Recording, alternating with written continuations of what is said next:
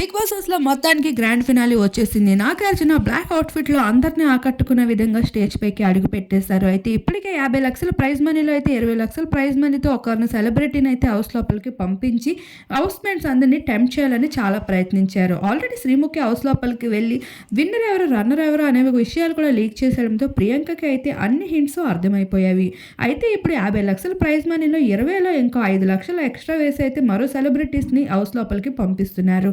ఇలా పంపించినప్పుడు ప్రియాంక ఏమాత్రం ఆలోచించకుండా ఆ డబ్బులతో నేను బయటికి వచ్చేస్తాను అంటూ లేడీ గర్ల్ హౌస్ నుండి బయటికి వచ్చేయడం చాలా సర్ప్రైజింగ్గా ఉందంటున్నారు నెటిజన్స్.